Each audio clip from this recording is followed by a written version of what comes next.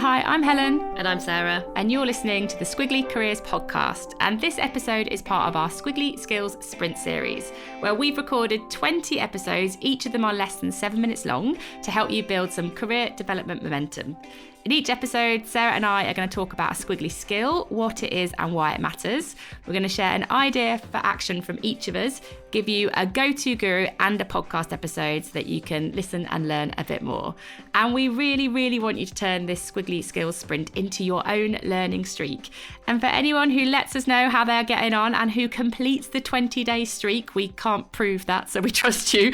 But if you tag us that you've done the sprint, you've completed the streak, then what we will do is we'll get in touch with you and we will invite you to a free 5 Skills to Succeed virtual workshop that Sarah and I are going to be running in September, so we can help you dive even deeper into the world of squiggly careers. All you've got to do is tag @AmazingIf in any of your social posts and then we'll be in touch. So this skill sprint is on feedback. So we're going to start with what it is and why does it matter. And the what it is interesting because there is very rarely a shared understanding in organisations or even in teams of what feedback is for. If you ask everybody to share a definition of feedback, you usually get lots of different versions. One of my favourites is actionable insight, because I think that's short, it's memorable, and it describes in a simple and straightforward way like what feedback is for. And I think when you're thinking about feedback, see the sort of mini skills that sit under feedback, which is asking for feedback, giving feedback, and receiving feedback. Again, I think sometimes our capability isn't the same across those 3 almost sub-skills to do with feedback. So if you were thinking about those 3, Helen, which one are you best at? Asking, giving, or receiving feedback? Oh, that's a really interesting question. I think that I am best at receiving feedback. I reflect on it for quite a lot afterwards. I try very hard not to respond in the moment because I think you can become quite defensive. And I think the area that I could improve upon is giving feedback, varying it with different people. That's always a bit of a work in progress for me. Oh, I think I'd be the opposite. So we should probably just learn from each other. Balance each other out. Given we're both here.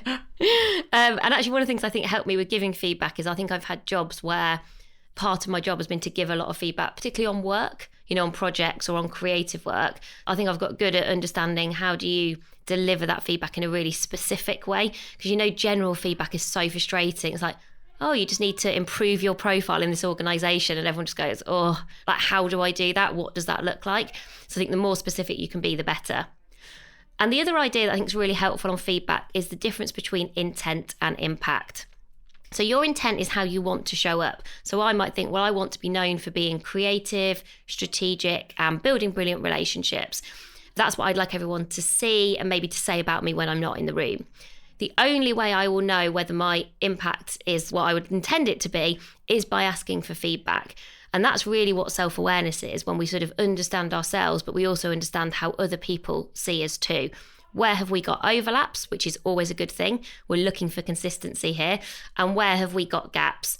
And even though you might be disappointed or surprised by those gaps, much better to know and to do something about them than to not know. And that actually links really nicely into my one idea for action that I would recommend, which is the idea, which is taken from Radical Candor, of clear is kind. So Radical Candor is Kim Scott's work, and what she talks about are these 2 dimensions of what good feedback looks like. So it's when we challenge directly and we care personally. And you can sit in lots of different places on this. So for example, I often care personally, but I'm not very good at challenging directly, which means that some of my messages that might be quite important for people can come across as a bit wishy-washy. They're quite hard for people to act on. It actually gets called by Kim Scott ruinous empathy. So it's like my niceness gets in the way of other people's growth. The thing to really remember, and this is the stuff that you really want to stick, is that clear is kind. If you are talking to someone about the work they do well, just be really clear about what that is. If there's something that you think is getting in the way of their growth, just deliver that message, even if it feels really difficult, because you're going to make a much bigger difference to someone's development over time if you can approach it as clear is kind. Also, if you think of the opposite, unclear is unkind, that can be quite motivating. None of us want to be unkind. Someone once said that to me. They were like, well, somebody can't get better unless you've given them that very clear feedback, and you can't expect them to get better unless you've given it either. So almost like holding yourself to account for sometimes those what can feel like quite difficult conversations. Still have to take a deep breath, but I do think it helps you to do it in a way that feels right for you. And my idea for action is strength spotting. So I would love to see and to hear loads more strength spotting in organisations. So this would sound like, that was brilliant because I really appreciated how you, 3 words to describe you at your best. We've got loads of examples we can share about what strength spotting sounds like, but essentially it's just going beyond positive praise and to see in the positive praise, what was it? What was it that made it so good?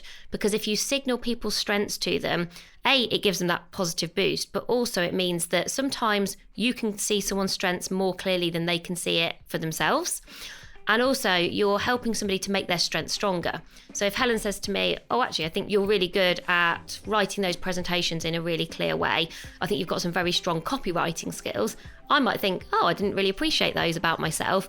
And so suddenly then I can think, well, how do I make that strength stronger? So asking, giving, receiving, lots more strengths-based feedback. And our go-to guru, we've already mentioned her name, but we'll say it again, Kim Scott, for all of her work on radical candor. You can also listen to a conversation Sarah had on the podcast with her. And to listen and learn a bit more, episode 301 of the Squiggly Careers podcast is how to give fast and frequent feedback. Thank you for listening to this skills sprint. We hope you found it useful. We'd love you to share and subscribe so you don't miss a sprint. And that's everything for this episode. So bye for now. Bye, everyone.